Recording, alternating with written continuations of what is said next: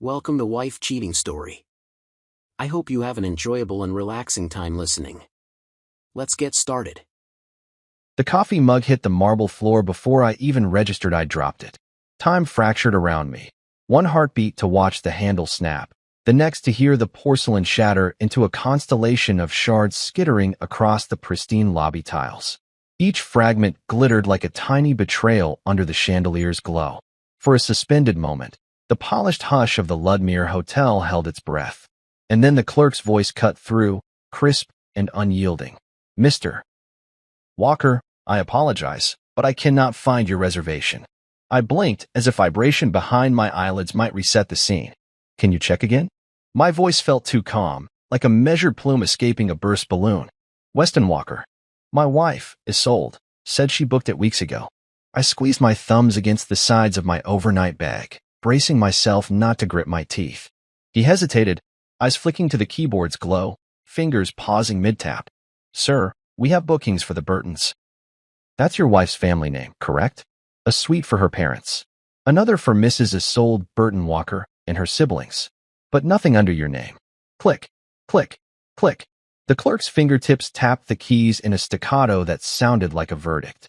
Behind him, the lobby's professionals and tourists glanced up, their curiosity masked behind practiced neutral expressions. Some carried glossy brochures. Others adjusted their suitcases as though preparing for a runway. Unaware they were witnessing a different kind of arrival. Then the sharp click of heels approached, slicing through the slight hum of air conditioning. My heart pitched forward, but I leaned back into stillness. I recognized that tread even before I saw the designer stitch of her heels. My wife emerged, draped in silk and condescension, her lips curved in that patented smirk she wore whenever she felt above the room. "Oh, Weston finally made it," she drawled, voice silk over steel. She tilted her chin. "How strange.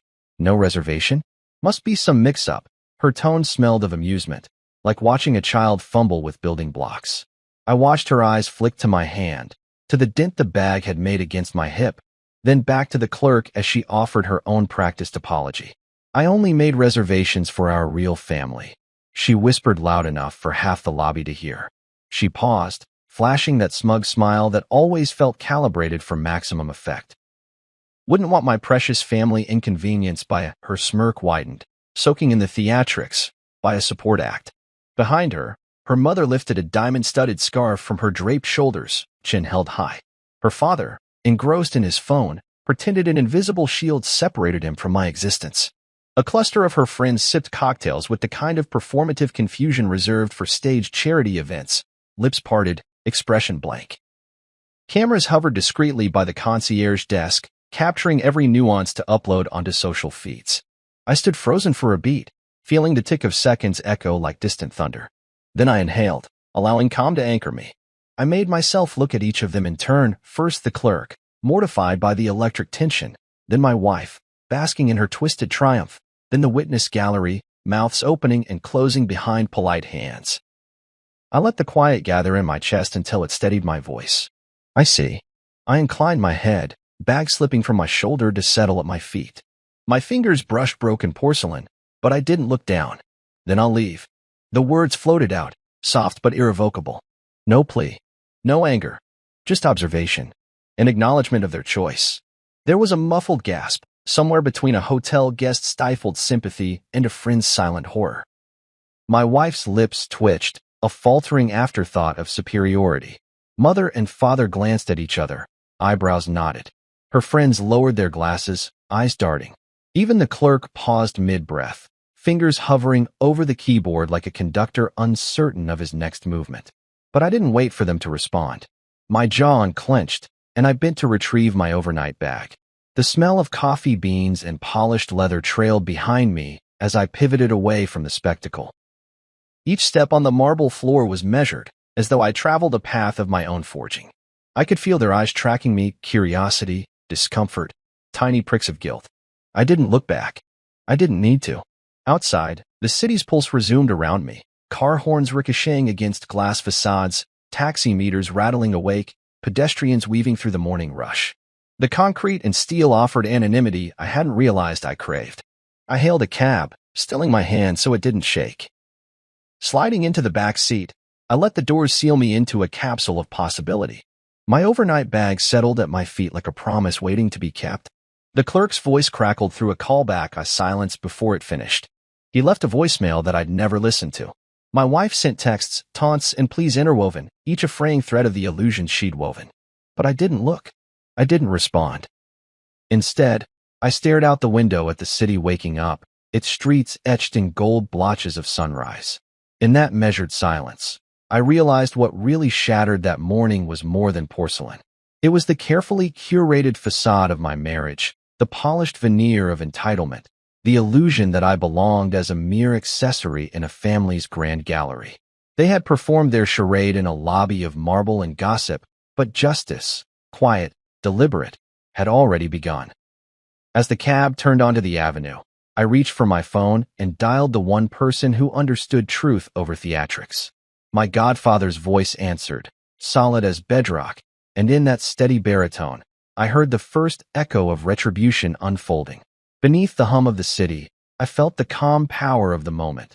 The walls of illusion were cracking, and I was the one holding the final piece. I didn't yell. I didn't demand. I didn't beg. I walked out of that lobby with my bag over my shoulder and my dignity clutched tighter than the strap.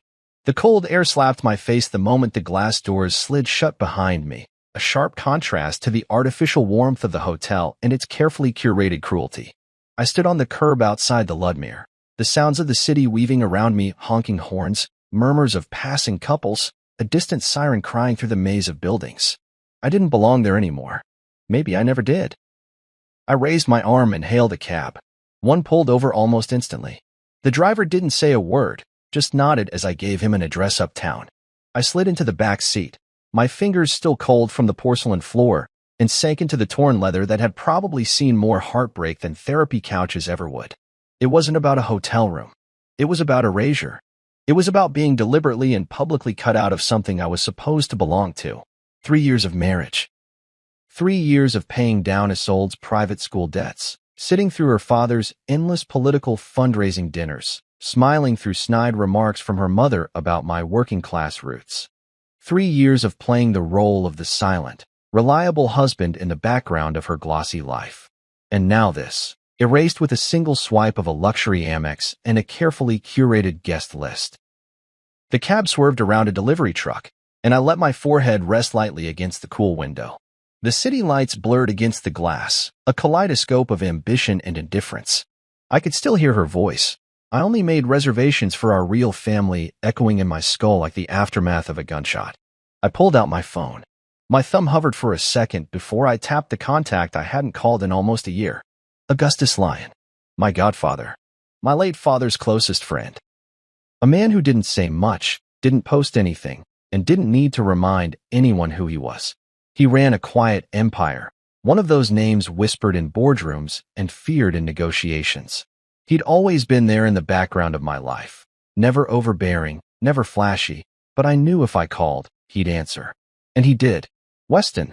His voice was like a velvet hammer, smooth, but heavy with purpose. What happened? I didn't sugarcoat it. I didn't even lead with a polite greeting. I just laid it out, bare and brutal. From the broken mug to the missing reservation. From the smirks to the dismissal. No anger. No venom. Just the facts. When I finished, there was silence on the other end. Then he exhaled, slow and deliberate. Understood, he said. Let me make a few calls. That was it. No promise. No outreach. Just those 6 words. And in that moment, I knew things were already beginning to shift.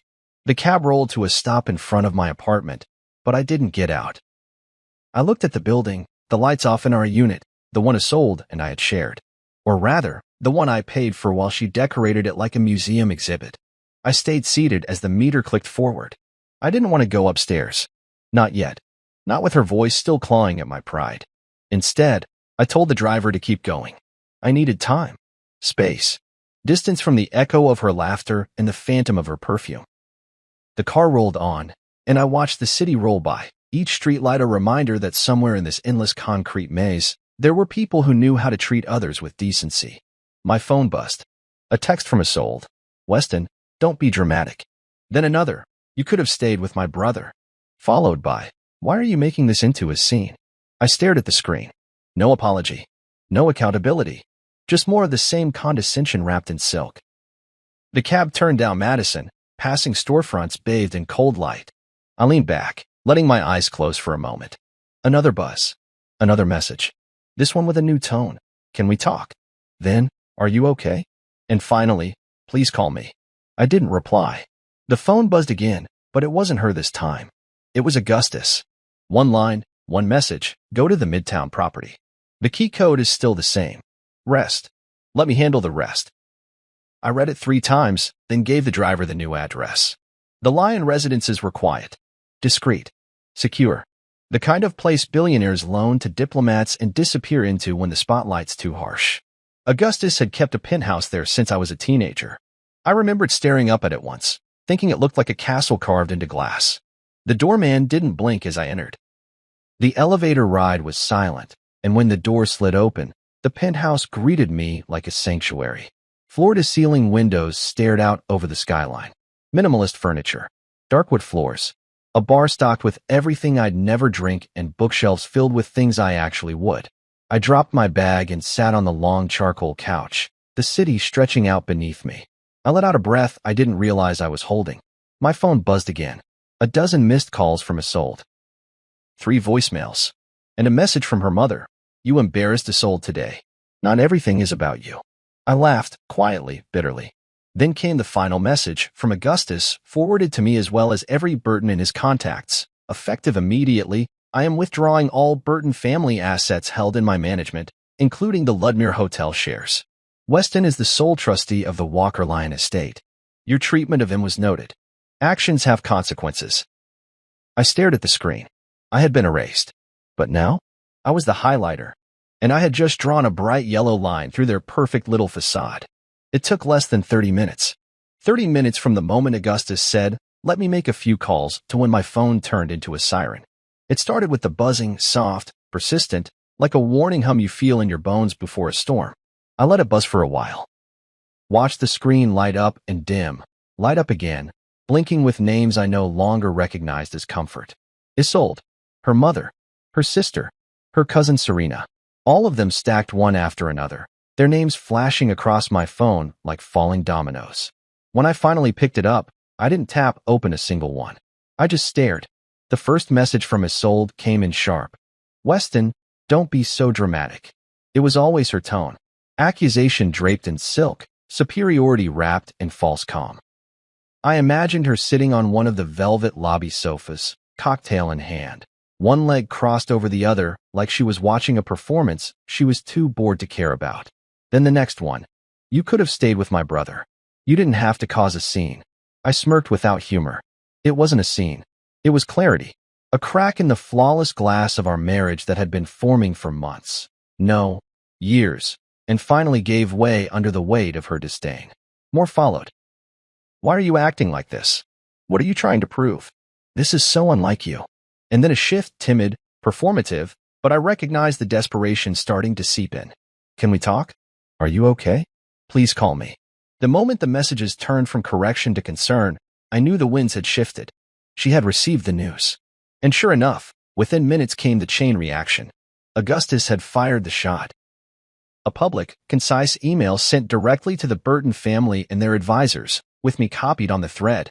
Effective immediately, I am withdrawing all Burton family assets under my management, including shares held in the Ludmere Group. Weston Walker is the sole trustee of the Walker Lion estate. I have witnessed his character, his integrity, and now, his treatment by those who benefited from his silence. That silence ends now. I read it 3 times. I wasn't just part of a family empire. I was the one holding the pen now. A notification chimed as a new message popped in. This one from Maribel Burton, Isolde's mother. You embarrassed Isolde today? Not everything is about you. I nearly laughed. Not because it was funny, but because it was so perfectly in character. Her default was blame, always blame. I closed the message without replying. I wasn't going to fight with ghosts anymore. Instead, I walked to the penthouse's floor-to-ceiling windows and watched the skyline. The city pulsed quietly beneath me, the lights of 1,000 lives flickering in apartments, restaurants, offices. Somewhere out there, Isolde was likely pacing a hotel hallway, tears that weren't for me streaking her perfectly set makeup, trying to calculate how much she could salvage with charm alone. I'd spent 3 years playing a part in her story. The quiet husband. The accessory. The wallet when needed. The sounding board when convenient. The ghost when not. I'd excused it all. The missed anniversaries, the way she left me out of photos at events, the constant pressure to adjust, to fit into a life she had already cast before she met me. I'd told myself I could endure it, that love meant compromise, that she just needed time. But this erasure? This was deliberate. The hotel reservation was the final punctuation at the end of a long, passive-aggressive sentence she'd been writing for years. My phone continued to vibrate. A torrent of notifications now, social media tags, forwarded screenshots, a few reporters sniffing around. Someone had leaked the lobby scene. A tabloid account posted a blurry photo of me leaving the Ludmere. The caption read, Isolde Burton Walker's husband caught storming out after check-in drama. Trouble in paradise? The comments were already flooded with speculation, snark, and sympathy. Most of it was directed at Isolde. That was her domain.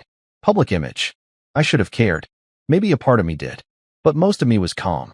For the first time in years, I wasn't pretending. Then a text came in that made me pause. Not from Isolde. Not from her mother. Not even from Augustus. It was from Ria, Isolde's assistant. A woman I'd barely spoken to outside of scheduling and polite greetings. The text was short. I've worked with them for 3 years. You were the only one who ever said, thank you. The only one who asked how I was doing. I just wanted to say, I saw you today. I mean, really saw you. Not everyone forgot what dignity looks like. It hit me in the center of my chest. Not because it was grand, but because it was true. It was quiet validation from someone with no reason to give it, no incentive to choose a side. She wasn't trying to save face. She was just human. And in that moment, that small, kind acknowledgement meant more than all the grand gestures Isolde ever performed for an audience. I put the phone down. I didn't reply to Ria right away. I needed to sit with the words. I sat on the edge of the penthouse couch, hands steepled together, breathing in through my nose and out through my mouth until my heart slowed. This wasn't about revenge. This wasn't about retribution. It was about release. Release from a life where I had to prove I belonged. Release from the burden of constantly shrinking to make others feel comfortable. Release from a marriage that had become a mirror, one where I saw only what she allowed me to see, never what I truly was. The messages didn't stop. They came in waves. Apologies wrapped in manipulation. Explanations disguised as excuses.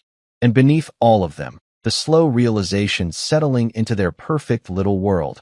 Weston Walker was no longer a background character. I was no longer the afterthought. I was the heir, the one with the power they thought was safely buried beneath paperwork and old grief. But Augustus hadn't forgotten.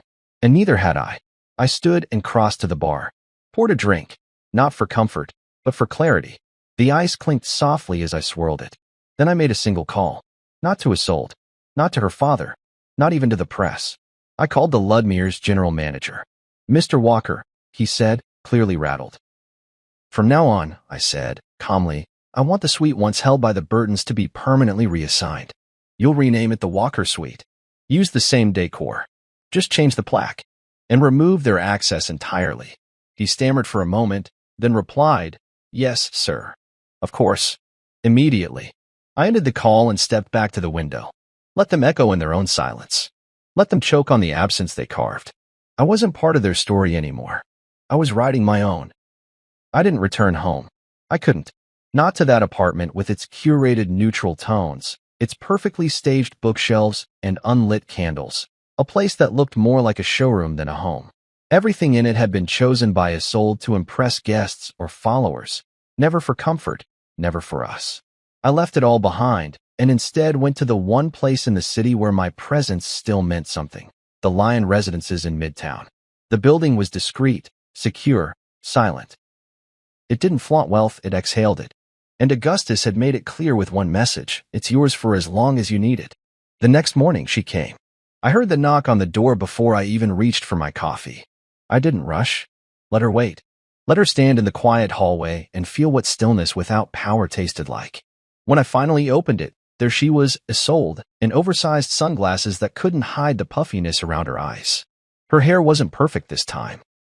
She wore an expensive wool coat, but the polish wasn't there. She didn't look like the version of herself the world had come to admire.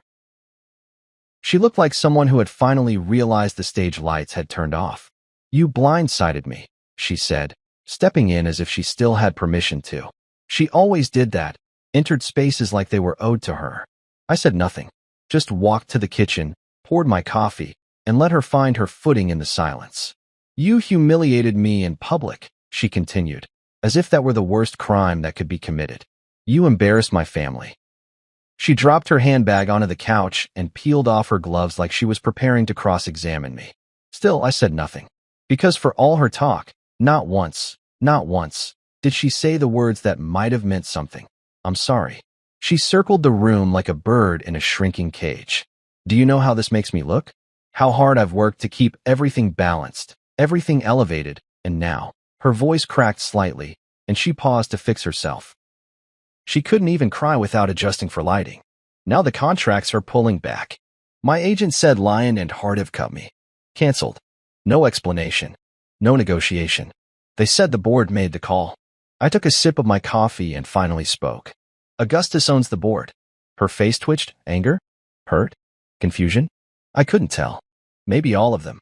She looked around the room, at the minimal luxury, the skyline through the glass, the absence of any sign of her. "So this is where you ran off to?" "I didn't run," I said calmly. "I walked. With purpose." She dropped onto the arm of the couch, clutching the fabric of her coat as if she needed to hold on to something. "You don't understand. My trust fund access frozen. The joint investments on hold. Even the credit cards aren't clearing. What are you doing to me?" I stared at her, and I finally let the stillness crack. "What did you do to me?" "I sold. For 3 years. Not in one moment, not in one fight. But slowly, carefully. You erased me. At dinners, at events, in your posts, in your life. I was just convenient. Until I wasn't." She opened her mouth to speak, but I raised a hand. "I paid off your debts. I helped your father clean up his campaign finances. I showed up for you even when you didn't want me there. And yesterday, I walked into a hotel where I was supposed to be a guest and found out I wasn't even on the list. Not forgotten. Omitted. Strategically." She turned her head to the side. "That wasn't how it was meant. It was exactly how it was meant," I said. "You wanted the optics of family without the inconvenience of me. You built your image with me in the background. But I'm not your background." Silence filled the room again. And then she tried the oldest trick in her book, pivoting to vulnerability. "I messed up, Weston," she said, and for the first time, her voice softened. "I didn't think you'd take it this far. I thought you'd be upset, sure, but this." She gestured around her. "This is war." I shook my head. "No, Isolde. This isn't war. This is withdrawal. I'm not fighting you. I'm leaving the table. And you're panicking because you finally have to stand on your own." She went quiet after that, stared out the window like she could see the future crumbling behind the skyscrapers. Before she left, she tried one last swing. "You know the Ludmere was your father's favorite hotel. Do you really think he'd want you to punish us this way?" I stood then, tall and calm. "My father taught me that forgiveness without accountability is permission, and I'm done giving you permission to mistreat me." Her expression shifted. Not sadness, not even anger, just loss. The realization that the mask she'd worn for so long no longer worked. She left quietly after that. Didn't slam the door. Didn't cry. Just gathered her things and walked out into the elevator like someone carrying the weight of everything they thought they'd never lose. I stood in the quiet for a long time after she left. Not in triumph. Not in rage. But in peace. I didn't have to raise my voice to be heard. I didn't have to lash out to be strong. I had chosen a line, and I stood behind it. Later that day, Augustus texted me. She called. Begged. I said nothing. Just like you asked. I replied, "Thank you." He responded, "This isn't about revenge. It's about memory. Never forget what they showed you when they thought you had nothing." I didn't. That night, I poured myself a glass of something I usually reserved for special occasions. Not because I wanted to celebrate, but because I wanted to mark the beginning of something real. No illusions. No pretense. Just me. The man who finally stopped apologizing for taking up space in a room he helped pay for. 3 days later, I got a call from Finn Delgado, Isolde's brother-in-law. I hadn't spoken to Finn since their engagement dinner 2 years ago, an awkward, over-decorated affair where the Burtons acted as if they'd invited royalty, not extended family. I remembered how Finn kept refilling his glass just to get through the toasts. He always seemed like the only one in that circle with both eyes open. So when his name flashed across my screen, I hesitated. Then I answered. "Weston," he said, low and hurried. "You got a minute?" "Not sure you're on the approved callers list anymore," I said, only half joking. "I get it," he replied quickly. "But this isn't one of those fake apologies. I'm not calling to defend them. I'm calling because you need to know something." I leaned back in the chair, eyeing the skyline through the Lion penthouse window. "Go ahead." "She's a mess," he said. "Turns out she maxed out the black card again. Tried to wire money from one of the accounts you're on, got blocked. She was planning some kind of image restructure, whatever that means. Supposedly pitching a show idea, something like Burton Dynasty. She already had meetings lined up." I almost laughed. Of course she did. Isolde had always been in love with herself in third person. She didn't want a marriage. She wanted a storyline. Finn kept going. "But that's not even the big part. Her parents? They co-signed a $600,000 loan. Assumed your name was part of the collateral." "They did what?" I asked, sitting up straighter. "Yeah, her father told his financial guy you'd back it. Guess he figured marriage meant you'd cover whatever they cooked up." My chest tightened, not with shock, but with a slow, bitter confirmation. They'd never respected me. They respected my signature, my silence, my ability to absorb their messes without question. "You're the only stable person in that orbit," Finn added. "Always were." "I was never part of their orbit," I replied. "I was just their background decoration." There was a long silence on the line, like he wasn't sure how much truth he could admit without losing his position in their crumbling kingdom. "I probably shouldn't be telling you this," he said finally. "But after what they pulled, look, you didn't deserve that." "No," I said. "I didn't." That night, I opened Instagram out of morbid curiosity. I hadn't posted in months. Never felt the need to advertise my life like it was for sale. But Isolde had. And now, staring back at me was a story she'd uploaded 2 hours earlier. A black screen. White text. Her signature font. Betrayal is worst when it wears a smile. Subtle. Vague. Precisely calculated to trigger sympathy from her followers. And it worked. The comments poured in. Heart emojis. Stay strong messages. A few speculating on infidelity. Some offering prayers like she'd just survived a war. I shook my head. She wasn't trying to recover from pain, she was trying to rewrite the story. Let them believe whatever they wanted. That I cheated. That I abandoned her. That I'd gone cold or cruel. She was marketing her victimhood now, and that required an enemy. But I wasn't going to fight her. I wasn't going to post a rebuttal or correct the record. I didn't need to. Truth had a long tail, and it was already catching up to her. Later that evening, I got an email from my attorney. The trust accounts tied to the Burton joint ventures were officially suspended. A quiet audit had been launched, standard, but thorough. Any misuse of funds, especially involving my signature or implied consent, would be addressed swiftly. There would be no backroom resolutions this time. No favors. No cushions. For years, I let them move in my shadow, borrow my stability, wear my loyalty like armor they didn't earn. But now they were exposed, and I didn't have to lift a finger. The next day, I ran into someone unexpected.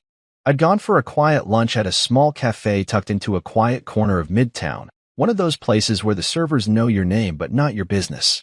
As I sipped my espresso and scrolled through emails, a shadow passed across the table. "Weston." I looked up. Amy, Isolde's cousin. 19, maybe 20. Bright eyes. Nervous smile. She always seemed like she was trying to disappear at those family events, standing just outside the spotlight's glow. "Hi," I said, carefully. She hesitated, then sat down across from me like she didn't know where else to go. "I just wanted to say, I'm sorry for everything. I know that probably doesn't mean much, coming from me. It means more than you think," I said. She tucked a strand of hair behind her ear. "I looked up to you, you know? You were the only one who didn't pretend all the time. The only one who noticed when someone was uncomfortable." I nodded slowly. "That's kind of you to say. I hope you know, not everyone in the family agrees with what they did." I believed her. Maybe not about the whole family, but enough. There were always watchers in a system like the Burtons. People who observed, who felt, but didn't speak.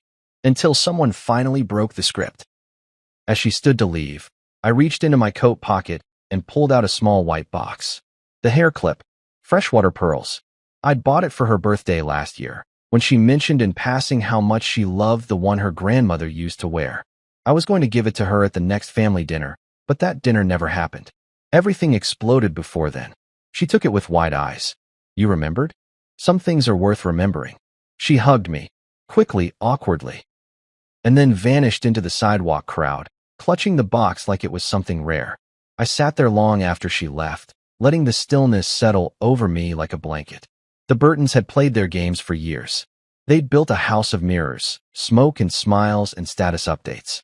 But when the light came in, the reflection cracked.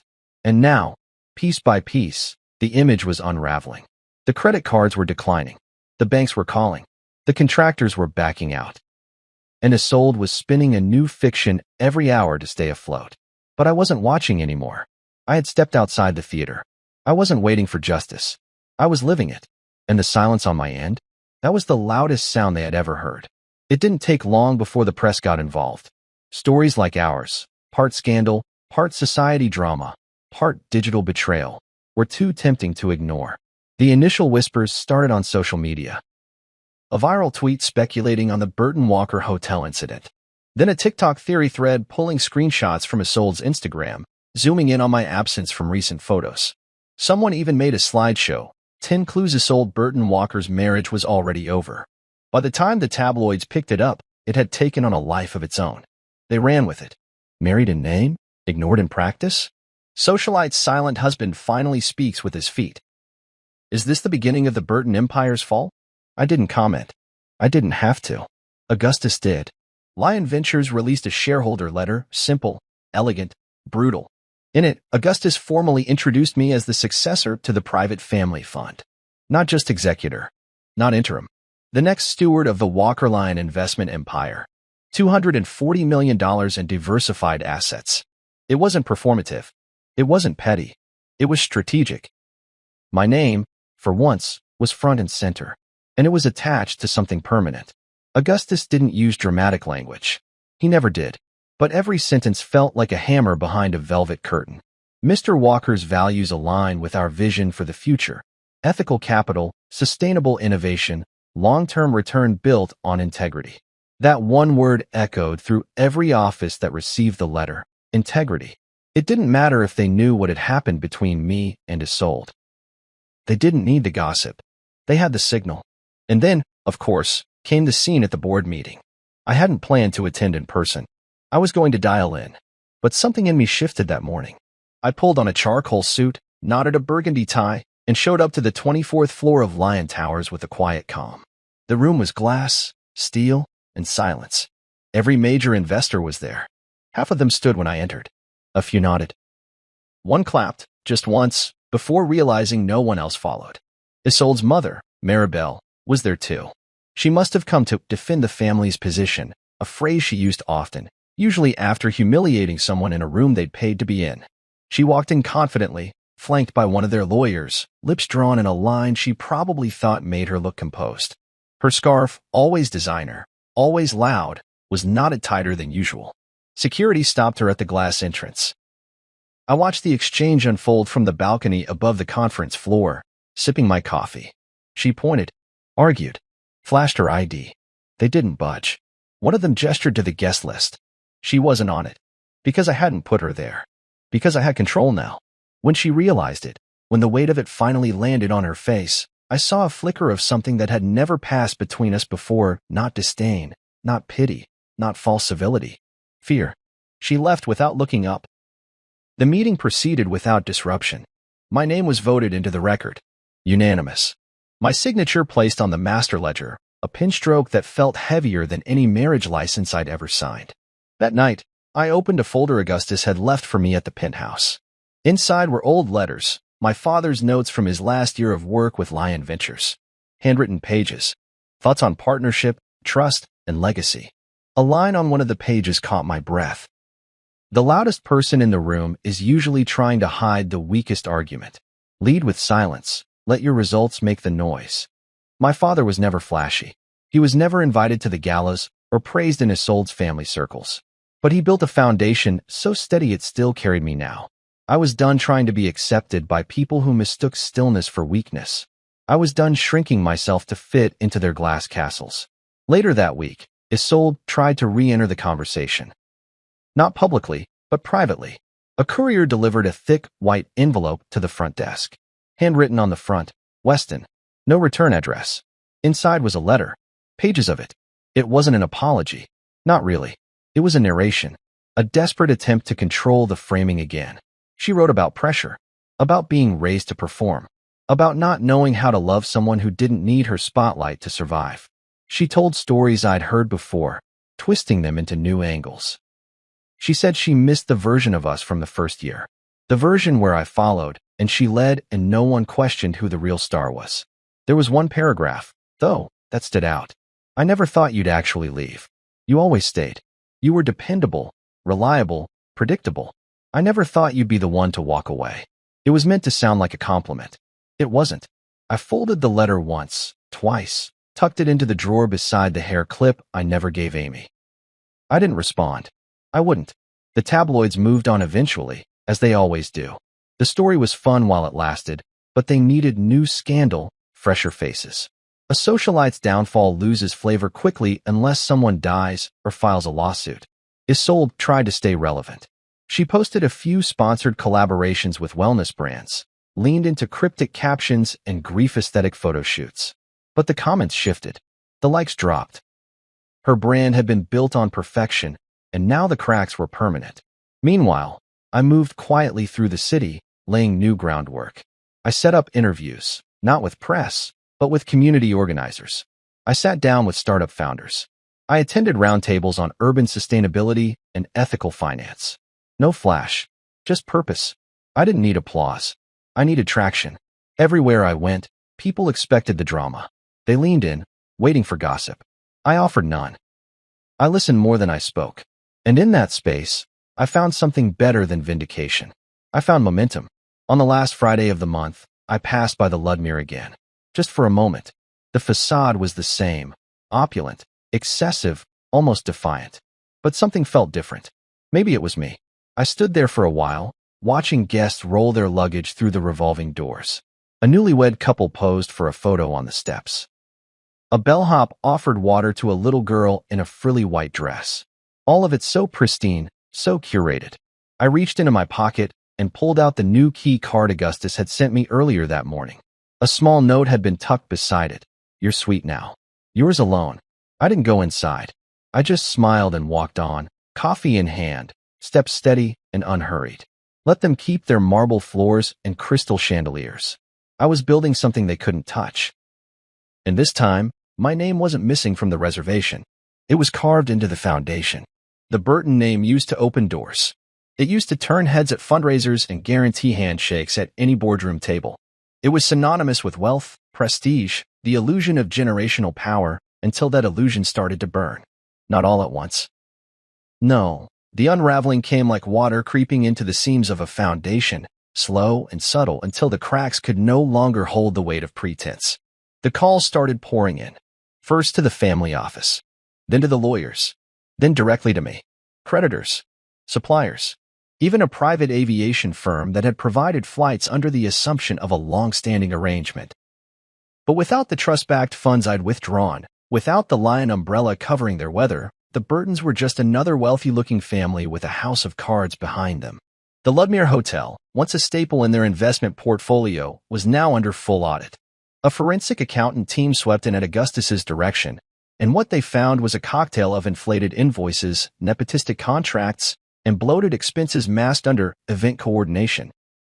A shell game played by Maribel and her oldest son with my name sitting quietly at the bottom of the joint account until I'd removed it. That move, and the asset retraction that followed, made every lender nervous. Now they wanted answers. They wanted assurances. And the Burtons had neither. One of their townhouses in Soho went up for sale. Not publicly, too much pride for that. But quietly, through a whisper network of elite agents. Then I heard their family lawyer had resigned. Not because of conflict, because of exposure. He didn't want to be near what was coming. Isolde's sister, Simone, filed legal paperwork to separate her finances from the family trust. She claimed she'd been misled, co-signed an apartment in Tribeca under the belief it was a collective investment. She wasn't trying to save face. She was trying to save her own neck. Then came the call I didn't expect. Augustus rang me from his personal line. They asked me to intervene, he said, his voice low and even, like a man reading from a record of disappointments. Of course they did. They want to meet, he continued. Privately. No press. No lawyers. Just you. To talk. To talk, I repeated. Now they want to talk. They say they want peace. What they want is relief, I replied. There was a pause. I told them I'd relay the message, he said. But I made it clear you're the one holding the reins now. I thanked him and hung up. I didn't need to think about it. I already knew the answer. That evening, I received a group email from a new Burton-affiliated address. One of their remaining aides still loyal enough to act as a buffer. The message was formal, dressed up in faux humility. We believe a conversation would be mutually beneficial. Clarity can lead to closure, the preservation of legacy. All the polite phrases meant to disguise desperation. I deleted it without replying. I didn't need closure. I had clarity. One afternoon, I went for a walk through Central Park. I needed air, space, distance from strategy and statements. I didn't wear a suit, just a sweater and jeans. Nobody noticed me. Nobody cared. I passed children laughing near the fountain, couples wrapped in scarves and quiet affection, a man painting with water on the sidewalk. The normalcy of it reminded me that while the Burtons flailed in their sinking tower, the world kept spinning. Life kept living. On my way back, my phone buzzed. A number I didn't recognize. Against my better judgment, I picked up. Weston. The voice was familiar, tired, but unmistakably hers. Isolde. I know I shouldn't have called, she said quickly. But they're falling apart. My mother's having panic attacks. My father won't even leave the study. I don't know what you want. That's the thing, I said, calm and measured. It's not about what I want. It's about what I don't want anymore. I don't want to be the safety net. They're scared. They should be. I never meant for it to get this far. You never meant for it to cost you. Silence. I told them not to treat you like that, she said after a long pause. They didn't listen. I didn't listen. That's true. She took a breath. Will you talk to Augustus? Ask him to slow the audits? Give them time. I stopped walking and looked out across the trees. No, her voice cracked. You're really not coming back, are you? No, I said, softly but firmly. I was the bigger person for years. That's why I stayed. But that's also why I left. I ended the call. Not out of spite. Not even anger. Just necessity. That night, I met with Augustus in person. We sat on the penthouse balcony with tumblers of scotch in the silence of two men who'd seen too much and said very little about it. They'll collapse, he said eventually. Might not be tomorrow, but soon. They were never stable to begin with, I said. I just kept them from noticing. He turned toward me, a rare flicker of pride in his eyes. Your father would have been proud. You've done what most men with power don't. You walked away from the fire without needing to throw more fuel on it. I'm just done playing firefighter for people who lit the match. He nodded. What's next for you? I didn't answer right away. I just looked out over the city. Something that doesn't need a spotlight to exist. The next morning, I received one final email from Maribel Burton. No salutation. No pleasantries. Just a sentence that read, I hope one day you remember you were once part of our family. I stared at it for a long time. And then I wrote back. I was never part of your family. I was your cover story. But not anymore. And I clicked send. No threats. No lawsuits. No media spectacle. Just the truth. They were burning their own bridges now. I didn't have to lift a single match. The inbox filled quickly, faster than I expected, actually. It was as if the moment the Burtons realized their dynasty was spiraling, they all remembered how to type with urgency. The subject lines were sharp, trying to slice through the silence I'd chosen. Let's be reasonable. A conversation can fix this. Is this really what you want? But none of them read like remorse. They read like a group of people waking up in a house they didn't know how to maintain now that the lights were off and the staff had left. Isolde's messages came first. Dozens of them. They started with the usual. I was under pressure, she wrote. There was so much going on that weekend. Then she leaned into nostalgia. Remember our honeymoon in the vineyards? We said we'd always protect each other. I didn't mean for it to feel like this. That part almost made me pause. Almost. Then came the manipulation draped in velvet. You know how important Thanksgiving is to us. You know how much this family needs you right now. Please don't abandon us. That word, abandon, had a way of catching in my throat.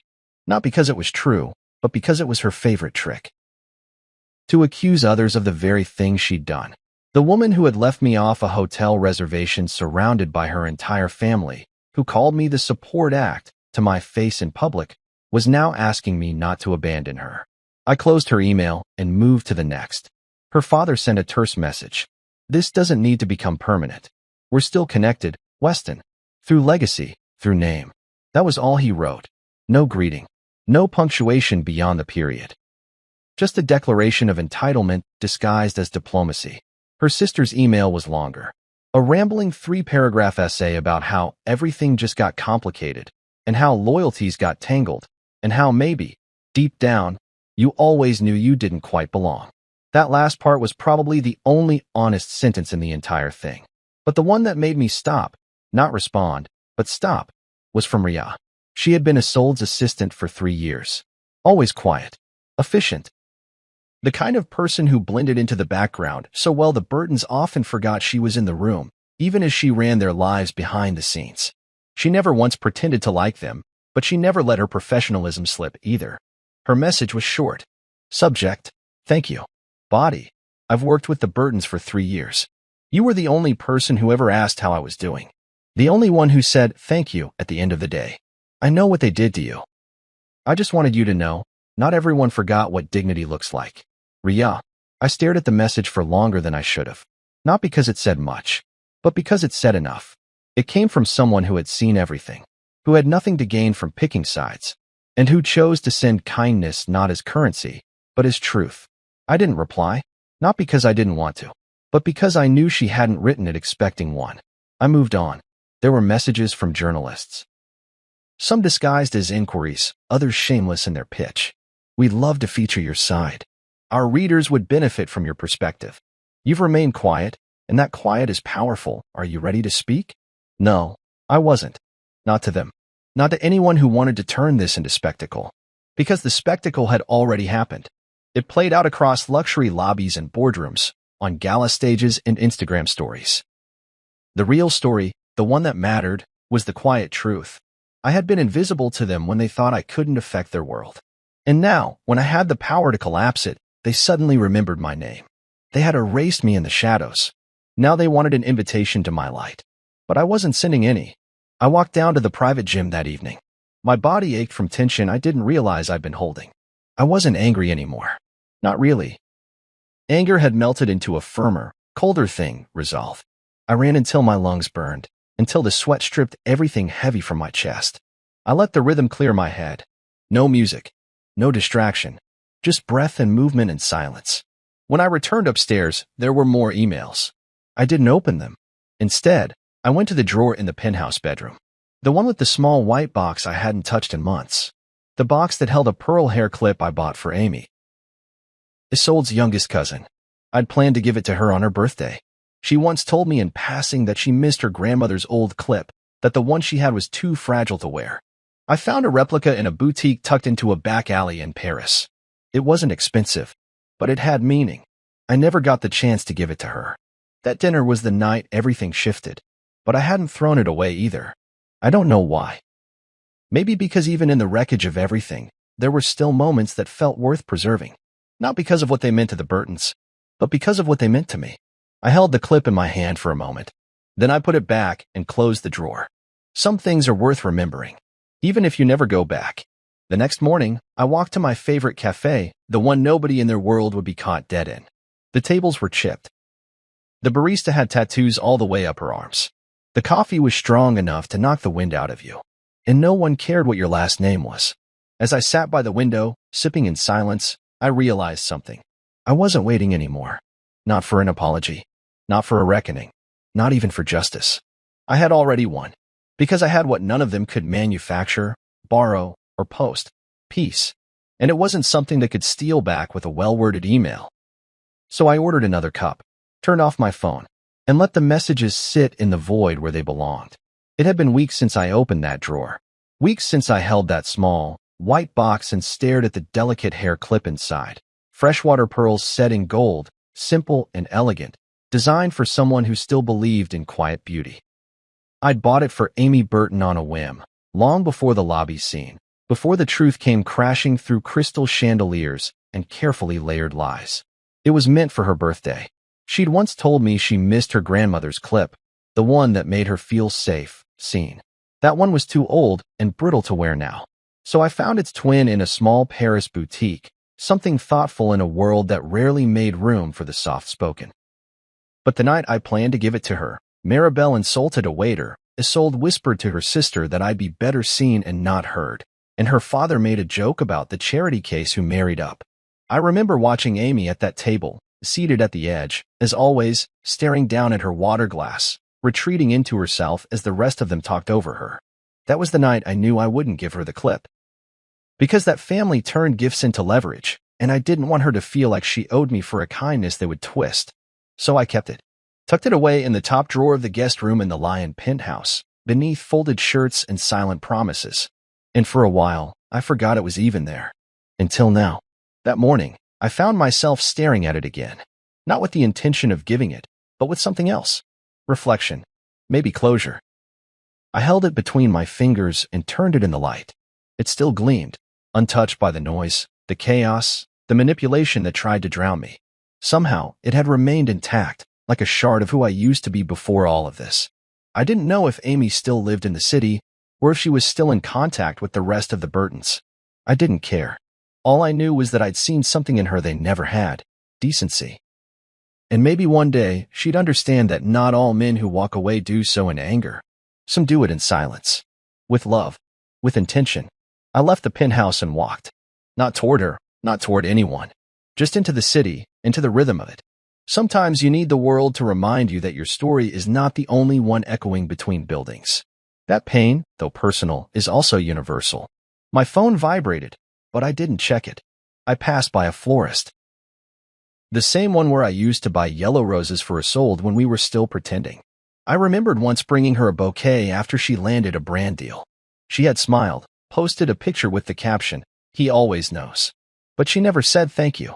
Never even looked up from her phone after that shot was taken. That memory didn't hurt anymore. It just sat there, like dust on an unused shelf. I walked on. When I returned to the penthouse that afternoon, there was a letter waiting for me at the concierge desk. Not an email. Not a text. A handwritten envelope, sealed with wax, bearing no name, just a familiar looping script. Amy. I didn't open it in the lobby. I took it upstairs, sat on the edge of the bed, and let the silence settle before I carefully broke the seal. It wasn't long. Barely a page. Weston, I found the article. I know what they did. I'm sorry I didn't say anything sooner. I was afraid. Of them, of being pushed out. But I wanted you to know, you were the only one who saw me. And when you left, I realized I didn't have to stay invisible. I'm moving out next week. I applied to a fellowship in Copenhagen. I think I got it. I don't know what the future holds, but I know it doesn't include them. Thank you for always seeing the people no one else does. Amy. I read it twice. Then I walked to the drawer, took out the clip, and placed it inside a small envelope. No note. No explanation. Just the gift, finally freed from its cage of timing and fear. The next day, I dropped it off at a mail center addressed to her new apartment. It felt right. Not to finish anything, but to continue something. The quiet resistance of kindness. That same evening, I attended a dinner hosted by Augustus. Private, select guests, no photographers, no media. Just people who knew how to move money without noise. The conversations were focused. Education equity, clean energy initiatives, venture capital as restoration instead of exploitation. My seat was at Augustus's right, but no one treated me like a shadow anymore. I wasn't Weston who married a Burton. I was Weston Walker, fund director, architect of his own name. After dinner, Augustus walked with me onto the balcony, his glass half full, his gaze distant. You've changed, he said without looking at me. I think I just stopped apologizing. He nodded. Your father would have liked that. We stood there in silence, two men who understood that some wars are won by not firing a single shot, just by refusing to be used. Before I left, he handed me a portfolio. What's this? Your next venture, he said. If you're ready. I opened it. Inside were outlines. Plans for a private grant system, accessible education funds for underserved students, financial literacy programs designed for schools that didn't have access to legacy wealth or endowments. It was bold. It was real. And it didn't need a family name to succeed. I closed the folder. I'm in. That night, back in the penthouse, I sat alone in the living room. The skyline blinked outside, quiet and alive. My phone vibrated again, another message from Isolde. This one said, "Do you ever think about what we had?" I didn't respond, because there's nothing to say when someone remembers love only after the spotlight fades.